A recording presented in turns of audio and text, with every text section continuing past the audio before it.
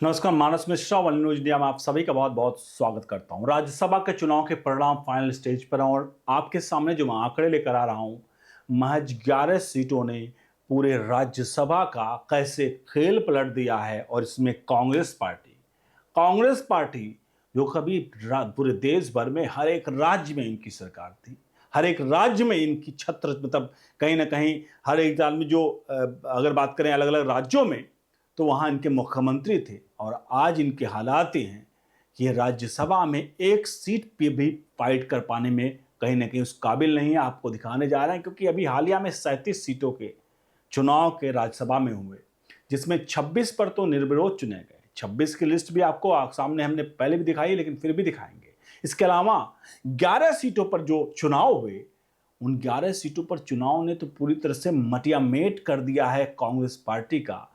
और बीजेपी जो 245 सीटों में ऑलरेडी बहुमत का आंकड़ा 123 का वो पहले ही क्रॉस कर चुकी है, लेकिन सबके बावजूद इन 37 सीटों में कांग्रेस का जो हालत हुआ है, मल्लिकार्जुन खड़गे हों, सोनिया गांधी हों, जो इनके बड़े बड़े नेता, राहुल गांधी जिनकी सेंचुरी लग चुकी है हार की, युवराज और प्रियंका गांधी, इतने बड़े बड़े चेहरे, लेकिन ये बड़े चेहरे आपको बता दें सिर्फ दिखाने के लिए हैं। अब इनका कोई काम नहीं रह गया है। और आज सवाल ये है, और मैं आपको भी आंकड़े की तरफ लिए चलता हूं, सवाल ये भी है कि मुझे लगता है, जो लोग भी कहते हैं कि अगर आज कांग्रेस, पहले कहते थे गांधी बिना तो कांग्रेस है ही नहीं, लेकिन मुझे लगता है आज गांधी बिना ही कांग्रेस का अस्तित्व है। अगर गांधी परिवार को कांग्रेस से हटा दो तो कांग्रेस के पास ऐसा संगठन है जो बीजेपी को कतई भी उसको बाहर कर सकती है सत्ता चुनाव से। लेकिन इसीलिए बीजेपी, राहुल गांधी, सोनिया गांधी पे इतने केस है, लेकिन उनको जेल नहीं भेजा जा रहा। पता है कि अगर ये चले गए तो हो सकता है कोई मजबूरी में बैठ जाए, और मजबूरी में बैठ जाए तो बीजेपी को वो सबसे बड़ा टक्कर देगा। इसलिए राहुल गांधी की एक सेंचुरी तो पड़ी ही है हार की, अभी देखिए कितनी सेंचुरी पड़ती है। बहरहाल लिए चलते हैं राज्यसभा चुनाव के आंकड़े की तरफ। पहला आंकड़ा आपके सामने आने जा रहा है स्क्रीन पर। वीडियो को लाइक शेयर जरूर करेगा और आप बताइए इन आंकड़ों से आप कितने सहमत हैं, क्योंकि राज्यसभा में अब खेल खत्म हो चुका है कांग्रेस का। आपको बता दें 11 सीटों में 3 राज्यों में चुनाव होने हैं। उन 11 सीटों के 3 राज्यों में, जिसमें बिहार, हरियाणा ये प्रमुख हैं, और एक है ओडिशा। ये 3 राज्य हैं जहां चुनाव इस बार इसमें 11 सीटों में थे। और उसमें पहला राज्य आपके सामने नजर आ रहा है जो है बिहार का। 5 सीट उसमें है, आपके सामने है। पहली सीट पर एनडीए की दावेदारी, दूसरे पर भी एनडीए और तीसरे पर भी एनडीए, चौथे पर एनडीए मतलब इंडिया अलायंस इंडिया, और सीट 5 पर भी एनडीए वर्सेस यहां पे एनडीए की बढ़त है। कुल मिला के आपको बता दें इस पूरे आंकड़ों में 4 सीट तो क्लियर है। एक सीट पर भी अनंत कुमार का खेल है। आगे आंकड़े में दिखाते हैं आपके सामने स्क्रीन पर। दूसरा आंकड़ा देखिए, संभावित परिणाम जो है इसमें, जो हमने दिखाया आपको, गठबंधन एनडीए का 4 सीटें और इंडिया के पास 1 सीट। लेकिन यहां पर देखिए जो खबरों के अनुसार चल रहा है कि अनंत सिंह के वोट डालने पर थोड़ा संशय था, और अनंत सिंह वोट डालेंगे। आप पता है बीजेपी है और अमित शाह है, तो अनंत सिंह कैसे वोट नहीं डालेंगे। और अनंत सिंह को वोट डालने का मतलब है, और क्रॉस वोटिंग का मतलब है, 5 की 5 सीटें बीजेपी के खाते में, एनडीए के खाते में। और यहां पर सुपड़ा साफ हो जाएगा कांग्रेस और आरजेडी का। यानी बीजेपी बिहार में लगभग 5 की 5 सीटों पर उस पर परचम लहरा रहा है। बढ़ते हैं हम अगले आंकड़े की तरफ। अगला आंकड़ा है ओडिशा का। ओडिशा में 4 सीट है, जिसमें विधानसभा में कुल 147 सीट है। जीत का कोटा इसमें 30 एमएलए के एक सीट मिलती है राज्यसभा की। और विधानसभा में यहां पर बीजू जनता दल के पास भारी बहुमत है। आपको बता दें बीजू जनता दल वही है, यानी बीजेपी के साथ इसका पूरी तरह से एक दूसरे के साथ में गठबंधन है, भले वो पेपर पे ना दिख रहा हो। जब भी होता है बीजू जनता दल बीजेपी के साथ आती है। बढ़ते हैं आंकड़ों की तरफ। आपके सामने आंकड़े नजर आ रहे हैं।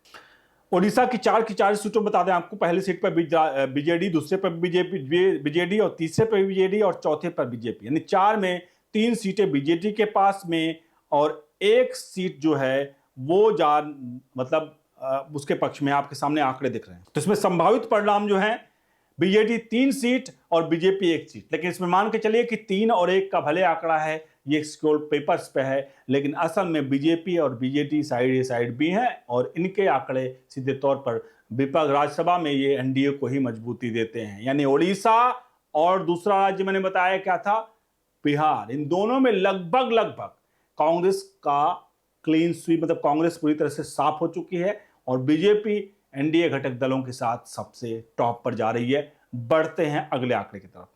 अगला आंकड़ा है हरियाणा। हरियाणा में कुल 2 सीट हैं, इसमें विधानसभा 90 हैं, जीत का कोटा है 31 पर 1 एमएलए है। अब बढ़ते हैं हम आपको इस 2 सीटों में कौन आखिरकार जीत रहा है, कौन हार रहा है, आपके सामने आंकड़े। हरियाणा की 2 सीटों में से एक सीट पर बीजेपी, दूसरे सीट पर कांग्रेस, लेकिन दूसरे पर भी बीजेपी का कहीं ना कहीं मजबूत दावेदारी है। यहां पर अगर क्रॉस वोटिंग हुई, जो कि होने की संभावना है, तो ये जो दूसरी सीट है वो भी बीजेपी के खाते में जा सकती है। यानी हरियाणा की दोनों सीटों का बीजेपी के पास जाना लगभग लगभग तय है। तो ये जो आंकड़े मैंने आपको एक एक करके स्क्रीन पर आपको दिखाए हैं, ये आंकड़े बहुत कुछ यहां पर साफ तौर पर बयां कर रहे हैं कि आखिरकार क्या है इसमें। संभावित परिणाम आपके सामने एक बार फिर से हरियाणा का दिखा दे रहे हैं। जैसे मैंने बताया, इसमें बीजेपी के खाते में 1 और कांग्रेस के खाते में 1, लेकिन मैंने बताया कि कांग्रेस के का जो सीट है वो भी बीजेपी के खाते में ऑलमोस्ट जाना यहां पर तय है। बढ़ते हैं अब फाइनल आंकड़े की तरफ। 11 सीटों में फाइनल आंकड़े क्या आ रहे हैं आपके स्क्रीन पर आ रहे हैं। कुल 11 सीटों का फाइनल आंकड़े की बात करें तो एनडीए बीजेपी प्लस बीजेटी हम कह रहे हैं, बीजेडी के साथ में है, तो यहां पर 9 सीट और इंडिया ब्लॉक 11 में से महज 2 सीट। इंडिया ब्लॉक 11 सीटों में सिर्फ 2 सीट जीत पा रही है और 9 पर बीजेपी अपने सहयोगियों के साथ आगे बढ़ चुकी है।